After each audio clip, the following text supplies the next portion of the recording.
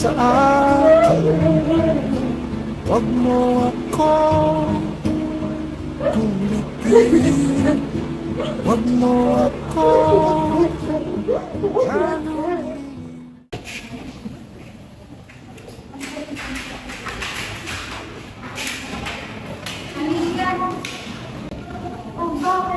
Sama ka sa amin mamaya.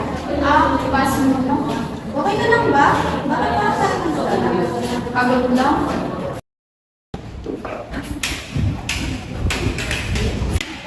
Halika. Graduate tayo mamaya. Baka pwede na kasi smartphone. Huwag mo kong hawakan. Kunyari doon. Oo alam mo, bayan ko dito. Oo nga eh. Paano yung utang natin kay Roslyn? Wala na tayong choice, kailangan natin ng pera. O Aliyah, andiyan ka na pala. Opo, paparating pala.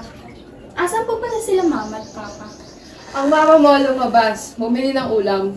Ang tatay mo naman, sa trabaho pa. Sige po.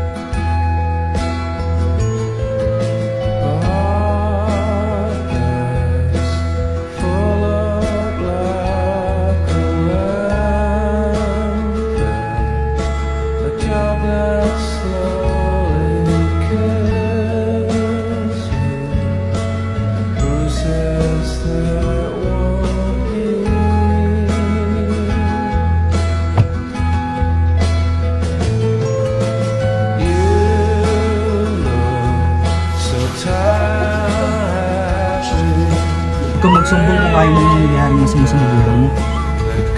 Tumigil ka. Pag pinagawa sa akin ni Tito yun, bakit naman sa muto?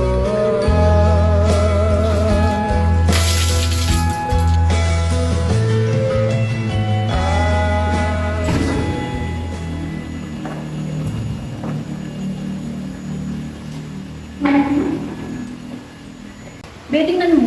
Si Alia ba ito? Hala, oo nga. Saan mo nakuha yan? Sinintang sa akin eh. Ano mo? Grabe ka, Alia. Ang world mo pala. Ano sinasabi mo, Nicole? Sus, kunwari ka ba? Tama na yan. Ay, ako lang. Okay lang ako. Basta, kailangan ng tulong. Sabi ka lang. Alam niyo, mag-picture na lang tayo. Tara! Ayoko!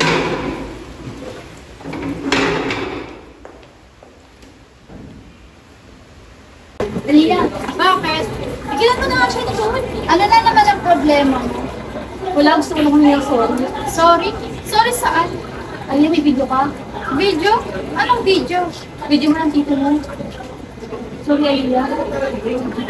Dahil sa tita mo. Nakot na ako, Alia. Sorry, Alia. Yan yung mga video mo. Sana magpatawad mo ako. Naintindihan kita, Nicole. Pero salamat pa rin at nagpakatotoo ka sa akin. Sana lang hindi na mangyari ulit. Huwag mo nang ulitin sa iba. Hindi madali yung pinagdaanan ko. Hindi pa kita mapapatawad, Nicole. Sana maintindihan mo. Edgar! Vilma! Lumabas kayo dyan! Bayaran niyo yung utang niyo! Ano ba, Roslyn? Hindi mo kailangan magsisigaw dyan. Isang taon na yung utang niyo sa akin, hindi niyo pa ako binabayaran. Babayaran ka naman Akala mo kung sino ka? Tama yung Vilma.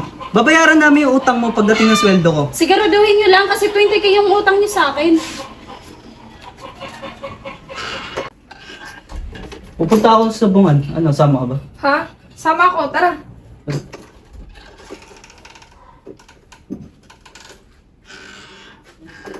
Ma,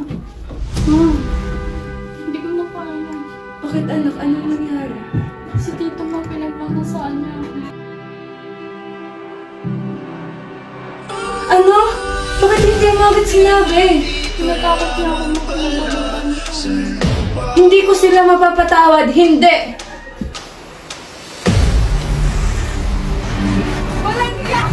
Ano ba, Lorna? Ano ba ginawa namin sa'yo? Mga walang utang na loob! Yung asawa mo, binastos yung anak ko! Hindi totoo pinagsasabi ng anak mo. Naniniwala ka doon? Hindi sinungaling ang anak ko! Magsilayas ko dito! Layas! Bakit nangyayari sa akin ng mga ganito? Hindi ko naman deserve yung mga ganito. Harassment can cause fear and trauma that are hard to forget.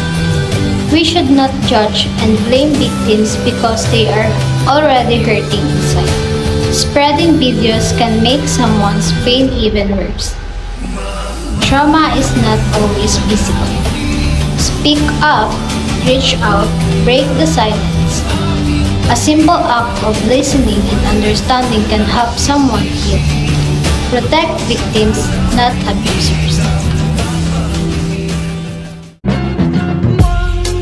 is the loneliest number that you'll ever do.